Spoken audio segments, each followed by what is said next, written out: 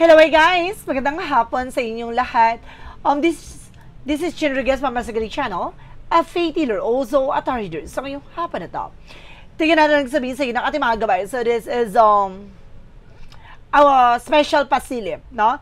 Para sa ating president na si PBBM, no? Si President Bongbong Marcos Jr. Alamin natin ano kaganapan sa buhay niya ang ating mga hagilap. No, tutuklasin natin at hagilapin natin, guys. Ano pa kaganapan sa buhay? Ano pang kaganapan sa sitwasyon no, sa kanyang administrasyon ng ating mga hagilap? No, ano ng changes, development, ano pang bagay na dapat nating malaman? Now, let's see and watch this. Angel Spirit, please give me information. So, there's something, guys. Let's see. Okay. So, there's an Empress card. Oh, there's something rebirth. Now, there's a creation of life. Parang bagay na maaring magkaroon ng panibagong buhay. No, panibagong sitwasyon, panibagong eksena. Now, there's a blessing and new beginning coming in. Now, there's an Empress card. And of course, at the same time, there's something, a Queen of Cups, no? Emotional killing. So, may mga bagay dito na kailangan niyang makikinig siya sa kanyang nararamdaman. No? Kumbaga, makikinig siya sa intuitions niya. At makikinig siya sa kanyang, kumbaga, pakiramdam. Let's see. And there's a Knight of Sword. Now, in reverse, something releasing fear. Na parang ngayon, na unti-unti na natatanggal yung takot at pangamba niya. Na kumbaga, unti-unti nang gumagaang ang kanyang pakiramdam. And there's a tower moment for something changes. The tower moment is something chaos. No, something disaster. No, something distractions, no? Parang bagay na parang gusto siyang pabagsakin. No, may gusto talaga dito, there's a case, no? Kumbaga, gusto siyang sirain, no? Ano man yung bagay na nangyayari sa kanya dito, maraming naninira sa kanya. At the same time, there's the King of Cups, there's a devoted and supportive person. Napaka-devoted itong tao na to, na talagang gusto niya yung ginagawa niya, mahal niya yung ating bansa, na talagang pinagpapatuloy niya, ano, kumbaga marami mang sinasabi sa kanya, binabato man siya ng mga allegation ng mga tao sa paligid, but definitely patuloy niya pa rin, no, ginagawa ang kanyang tungkulin. Let's see. And there's an Eight of Swords. No, there's a lot of toxic and negativities around. No, parang feeling niya nakakulong siya sa sitwasyon. No, maraming mga bagay dito na pinag-iingatan niya, na kailangan niya makalaya dyan sa negatibong sitwasyon. No, parang, I feel something na maraming mga bulong-bulong. No, maraming bulong-bulungan dyan na mga sinasabi tungkol sa kanya. Let's see, clarify pa natin yan, ha. What is an Empress card? The Empress card represent, guys, with a Death card. No? There's something ending and a new beginning. Tulad na sinasabi ko sa inyo kanina, with the Empress card, something rebirth.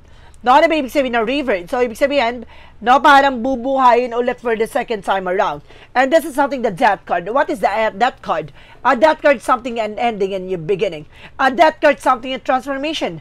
Evolution to now ng an eagle, a Scorpio, and the Phoenix rising from the ashes. No, bagay na pagkatapos mangyari to, no, maaring mamumukadkad ulit, o maaring, kumbaga, buhayin ulit, no, ang kanyang pangalan, no, parang sinasabi dito, maiibalik ang tiwala, no, ng mga mamamayan sa kanya. Let's see, what is additional messages with the Queen of Cups? Now, there's something, guys, with the Word card. No, kumbaga, meron talaga dito na parang ahas at traidor, no, sa bansa na to. So this is something, the word with the ating bansa na parang sinasabi dito, may ahas, no, may nakalingkis na ahas, no, may gustong maghari-hari ang ahas o traidor. Mag-ingat, ha. Parang binabahagi dito na pinapakita na babae siya. Nakita niyo yan. This is the Queen of Cups, no, the Queen of Cups and the Word card. No, pinapahagi na babae ang gusto mag-ari-arian, no, dito sa ating bansa. Now, let's see what is additional messages. So, this is something, the Eight of Cups. No, something moving forward. Makaka-move on na. Ibig sabihin, unti-unti na makaka-recovers, no, sa bigat ng iniisip. No, releasing fear. yung mga takot, healing and relief na parang unti-unti nang gagaang ang pakiramdam. Kumbaga, makaharap ng, kumbaga, kung sino yung tutulong, no? And it's something I'm moving on, na makaka-move on na talaga. Na makaka-recover na siya dito sa lahat ng bagay na ibinabato sa kanya. What is the tower moment? Ito yung gusto ko malaman. No, what is the tower moment? There's an Ace of Wands. No, there's something, a plan. No, may taong may plano or group of people na may plano pabagsakin talaga siya. No, gusto siya pababain sa pwesto. No, talagang pinapakita dito na patuloy pa rin yun. No, ang panira at pagsira sa kanya dito. Let's see what is the King of Cups. What is the King of Cups? Represent, guys, with the Five of Wands. No, there's something, guys, in Five of Wands in reverse. No, there's a conflict avoidance na kailangan harapin. No, ang bagay na nagbibigay komplikasyon. No, napaka-devoted niya. Parang hindi siya natatakot, no, sa mga negative na sinasabi sa kanya. Parang, kumaga, pinapakalma niya yung tensyon eh. No, ng mga mamamayan, ng mga tao. Kumbaga, hindi siya nakikipaglaban, nakipag-away, ganon. Kumbaga, gusto niyang matapos yung komplikasyon. No? Kaya napaka-devoted itong tao na to. Let's see what is the Knight of Swords. Natatawa ko sa mga nagko-comment, no? Tuwing nire-reading ko to si President Bongbong Marcos, nasabi na binayaran daw ba ako? Oh my God! Diyos ko, hindi po kami binabayaran once na healer po, Hindi po ako binabayaran. Ewan ko na lang sa iba. No? Ito ay gabay. Siyempre, no? Kumbaga, isa rin ako sa parte ng Pilipino na naniniwala na maayos tong bansa natin. No, matatapos to. No, kailangan lang natin talaga dumaan sa tamang proseso. Let's see. What is the Eight of Swords? Hindi ako dito pro Marcos, hindi rin ako pro Duterte. Parang wala akong pinapanigan sa dalawa. Gusto ko lang kumbaga, mailabas, no? Kung ano ba talaga yung totoo. Ano ba talaga yung kumbaga, nangyayari talaga sa sitwasyon natin. Now, because there's something, guys, with the Four of Swords. Now, in the Eight of Swords, daw feeling tired. Not, kumbaga, napapagod na siya eh. No, kailangan niya rin ng pahinga. There's a renewal. No, kailangan niya magpahinga para makapag-isip siya ng maayos. No, kumbaga sinasabi dito na parang, kailangan niya proteksyonan din yung sarili niya. No, kasi may mga tao sa paligid niya na parang, kumbaga may mga chismis na sinasabi para ma-stress siya. Pero kailangan niya yun, kumbaga, wag intindihin. No, parang meron talagang inside job na nangyayari na parang, imbis na yung mga tao sa paligid, tulungan siya, ganyan, may mga sinasabi against sa kanya, ganan. Let's see what is on Empress card, because the Death card. Represent, oh my God.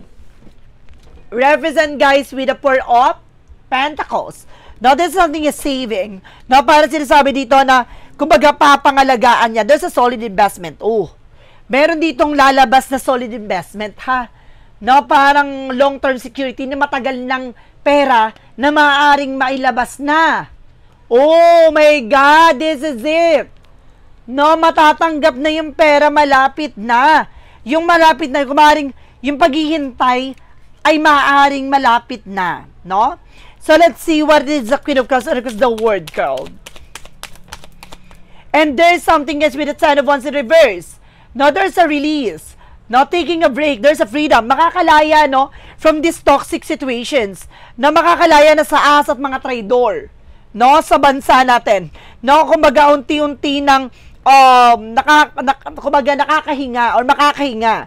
Unti-unti na talaga makakalaya dito. No, kailangan lang talagang mag-say no. Hindi pwede siyang yes ng yes. Kasi ang nangyari dito, guys, no, kumbaga, akala niya kasi there's something, a teamwork. No, there's a unity. Ang nangyari, may mga tao sa paligid ng pinagkatiwalaan niya, pero tinraidor siya. Or maaaring sinabotahe siya. No, binitray siya. Now, let's see what is the Knight of Swords. Kasi yung something snake na parang, there's a greedy. Diba? Kumbaga, meron ditong grabing greedy eh. Diba? Let's see what is the Knight of Swords in reverse because the Eight of Cups. Represent with a Page of Pentacles. So, this is something, guys, with a manifestation. May mga bagay na unti-unti nang mamamanifest. No, ibig sabihin, unti-unti nang matutupad. Ano man yung ambisyon niyang mangyari. Ano man yung bagay na gusto niyang mangyari. There's something for, financial opportunities, and there's something plan, no, pagdating sa investment, sa mga may tungkol sa finances, no? Talagang may plano siya na palaguin ito, na pagandahin. Let's see what is the Tower moment, because the Ace of Wands. Represent with the Six of Pentacles, na sinasabi dito may mga plano na pabagsakin siya, no? At sinasabi dito maraming, oh my God, maraming binayaran. No, maraming binabayaran dito with the Six of Pentacles, no? Binabayar, oh my God, parang group of kulto. Oh, nakita niyo na sa naka-hood, no? Kumbaga, meron ditong group of people na, kumbaga, nagko-control ng balance. Ibig sabihin talaga, parang mayroong gumagawa na para magsunod-sunuran yung tao doon sa tao na yun. Oh my God. No, may gusto siyang pabagsakin dito. Whew! Spicy. There's a King of Cups, and of course, the Five of Wands in reverse. Represent with the King of Wands, something ambition. Matalas sa kanya kaisipan, ha? Ibig sabihin dito, na naramdaman niya na, no, na may mga bagay na mangyayari talaga na to, pero nararamdaman niya rin, nagiginaw at luluwag na rin yung sitwasyon. Alam niya na makaka-recover din ang ating bansa, no? And this something, guys, with the Three of Swords in reverse, no? Kumbaga talaga recovery from the pain, releasing pain. Kumbaga makakalis din dito sa sitwasyon na to. Magtiwala lang for the outcome. For the outcome, there's something a Page of Wands. May magandang balita, no? There's something magandang balita paparating dito about sa saving money, about sa pera, ganon. Long-term secret, parang ganun siya pang matagalang ano. No, at the same time, there's something with the Ace of Swords, with the breakthrough. No, bagay na magtatagumpay dito. There's a new insight. Meron ng, kumbaga, pangitain, or meron siya nang nakikita, or meron na itong, kumbaga, nasisilip, no, na bagong eksena. Merong, kumbaga, alam na kung sino tong tao na to, kaya parang nagsiset ng barrier sa kanya, no? So, let's see what is additional messages. And this is the King of Swords. Now, there's a stop the pattern. Ibig sabihin, mapuputol na. Ano man yung bagay na nagbibigay takot at pangamba. No, ngayon gagamitin niya na yung utak niya kaysa sa puso niya. No, kasi dati napakabait talaga na nito, na tao na to, napakabait. Ngayon, kumbaga, dahil sa nangyayari, no, kumbaga, yung magiging realistic na siya, at the same time, magiging logic na siya sa mga nangyayari dito eh. Now, there's a high standard na parang, kumbaga, itong tao na to napakatalino, kumbaga, hindi niya na susundin yung kanyang nararamdaman. No? Ibig sabihin dito, gagamitin niya na yung utak, magiging mas wais na siya ngayon. Mabilis kasi siya magtiwala, ganon. And there's something, guys, with the Seven of Cups, confusion, meron dito talaga ng gugulo. No?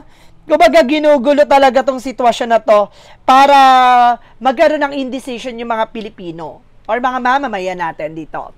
Let's see what is additional messages. And there's a Five of Swords. No? Kumbaga, nagkakaroon kasi ng self-sabotage dito eh. Kasi open siya kasi. Kung ano man yung bagay na gusto niya gawin, na open niya na kagad. No? Dapat kasi, kumbaga, planuhin niya na muna ng tama at wasto. No? Maaring binubuli din siya dito. Na parang sinisiraan din siya dito. So, let's see what is additional messages. And there's something that Knight of Wands. Now, nagtsatsaga siya, nagpapatuloy siya na alam niya na napakalapit na sa tagumpay. Alam niya na nalalapit na makikita at makikita na magkakaroon ng resulta. So, let's see, guys, no? What is additional messages? Ano ng development, no? Sa ating bansa ngayon. Alamin natin. Now, what is the development? There's a judgment. No, parang it's a something divine intervention, paalala. No, na they need kumbaga, we need to pay attention, no, sa lahat na nangyayari ngayon. At kailangan, there's a something star card, mayroong ibig sabihin no, there's a judgment and a star card, there's an healing and recovery. Ibig sabihin dito, pinapalalahanan na kailangan manalangin, manampalataya, dahil kung sino man na magtitiwala sa ating Panginoon, siya yung mga taong makaka-recover sa sigalot na to, sa mga problema na to. Now, let's see what is additional messages naman tayo. Ano nang eksena, no, sa mga nangyayaring investigations about sa corruption, diba?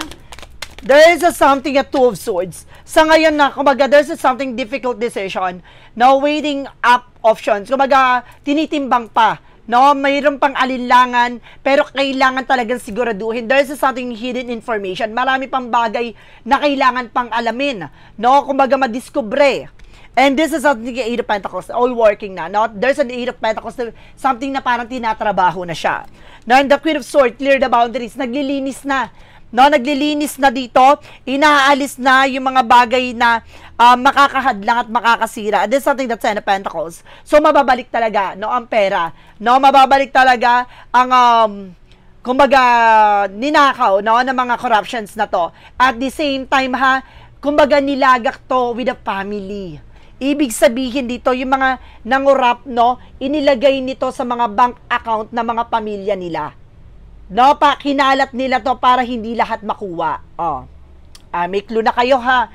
Kumaga kailangan i-freeze yan, hindi lang ng mismong akusado, kundi pati yung mismong mga family nila i-freeze yung account, no? At kailangan malaman kung saan nanggaling yung pera, no? Mamaya isinend lang sa kanila para for safety, para ma-save yung kailangan just be assured lang.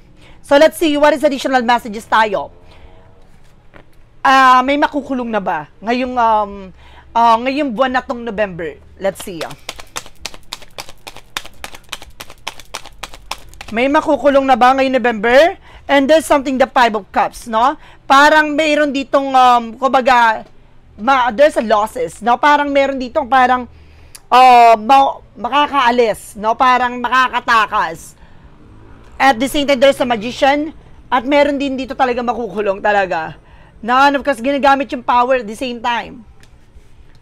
Let's see additional messages. And there's something the Two of Wands. Now, this is something a first step. No, see, there's a first step talaga.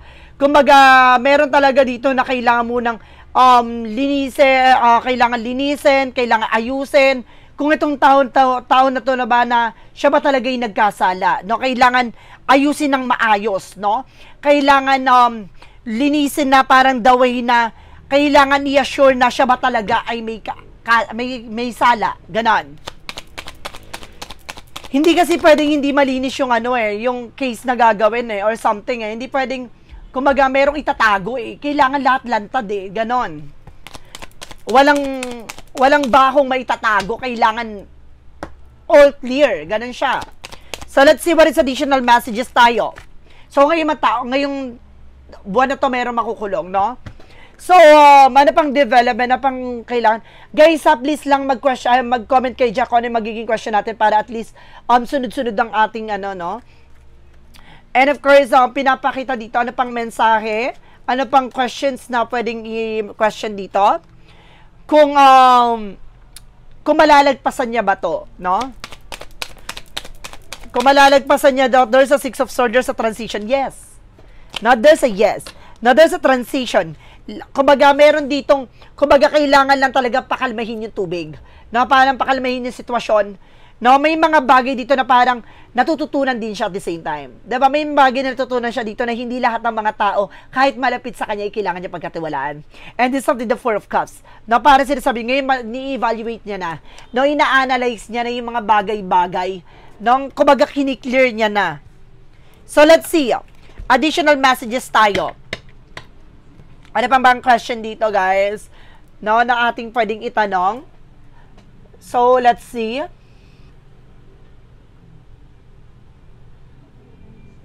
Okay, so, alamin natin, no, for the outcome. No, ngayon special pasilip. For the outcome,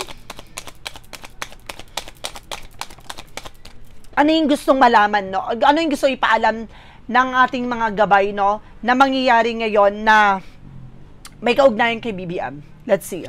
And there's an Ace of Pentacles. Now, there's something, a big opportunities, big money coming in. And there's the Sun card. Oh my God. No, bagay na maaaring magliwanag na. Lalabas na. No, ang malaking bagay na matagal nang hinihintay. No, there's a material things and there's something, the Lovers. Connected, no? About dun sa relasyon or magka-relasyon. There's the Lovers. No, about sa relationship. About sa unity, about sa pagkakaisa at the same time, no, with the family. I feel something, a family dito, no, ng kanyang magulang, no, both side, na parang, meron ditong parang ipapamana sa kanya, or meron dito pinamana sa kanya, na mayroong kaugnayan sa malaking pera. Now, there's a the Sun card na maaaring maging maganda ng kalalabasan. So, parang pinapakita dito na lahat ng bagay na to ay may kaugnayan sa magandang kalalabasan, no? Ng kanyang sitwasyon. Let's see. Additional messages tayo, oh my God. With the Money Move Oracle deck tayo muna. There's a celebration coming in. Na may mga celebration talaga magaganap dito. And there's a shadow work of and what? There's a celebration.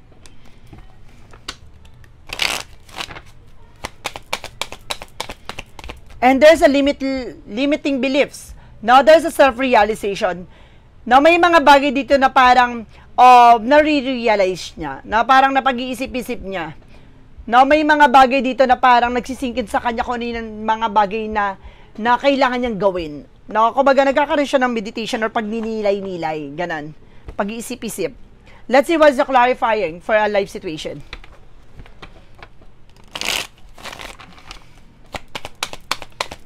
And there is a soul of balance. Now, kumaga, nandito, seek equilibrium in love and career, harmonizing your inner skill to make decision with both heart and mind. Now, sinasabi talaga dito na, kumaga, kailangan niya maging balanse. Hanapin niya yung balanse pagdating sa puso niya at sa isip niya. Now, kailangan niya maging balanse doon. Kasi maawain siya eh. Kaya, yun dun din siya natatalo. No? Kailangan niya maging matapang. Girl, what is the what lies beneath wicked future? From what lies beneath wicked future? Fulfilling a fantasy. Now, kumbaga, kumbaga may iniisip siya dito na hindi natuloy na hindi natupad, ganon. Kumbaga, gusto niya mangyari to tulad ng parang paradise, ganon, pero hindi siya naisa katuparan. Now, at the same time, there's a love story. Oh my God, meron talagang kaugnayan about sa love story, ha?